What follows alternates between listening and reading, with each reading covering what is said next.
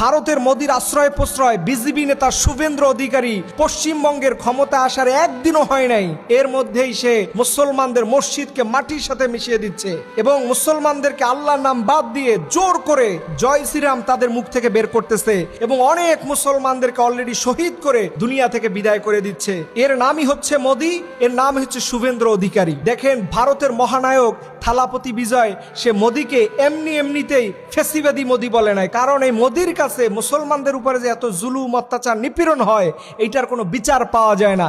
আর দেখবেন যারা ফেসিবাদ হয়ে ওঠে ওদের কাছে ন্যায্যতার অধিকার থাকে না, ওদের কাছে ইনসাফের কোনো বিচার থাকে না। এর জন্যই ভারতের মাটিতে মোদিকেই ফেসিবাদী মোদি বলা হয়। দেখেন আজকে পাকিস্তানের অবিসংবাদিত নেতা মোহাম্মদ আলী জিন্নাকে কলিজা ভরে সালাম দিতে ইচ্ছা করে, কারণ কি জানেন?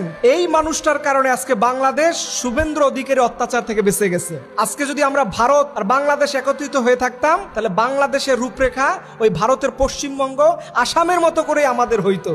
এখান থেকে বাঁচিয়েছেন মোহাম্মদ আলী জিন্না।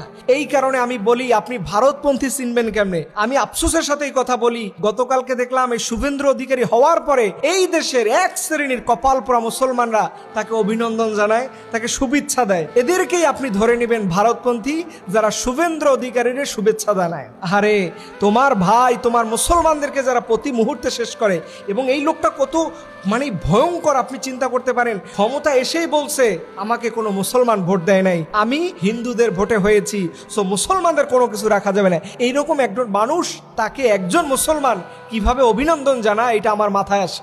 আরে মুসলমান, তোমরা ভালোও চিনো না মন্দও চিনো না, তোমরা চিনো শুধু কেমনে করে কার পা চাটতে হবে। এই পা চাটা যতক্ষণ আমাদের বাঙালির স্বভাব থেকে বের না হবে ততদিন আমরা মাথা উঁচু করে দাঁড়াতে পারবো না। এর জন্য বলি মুসলমান এখন সতর্ক হওয়ার সময় এসেছে। এই শুভেন্দ্র অধিকারীর এদের লক্ষণ ভালো না, তারা টুডে অ্যান্ড টুমোরো বাংলাদেশের উপরে জুলুম করা শুরু করবে। আল্লাহ রাব্বুল আলামিন যেন আমাদের দেশকে পরিপূর্ণভাবে জালিমদের হাত থেকে হেফাজত করে, সকল আমিন।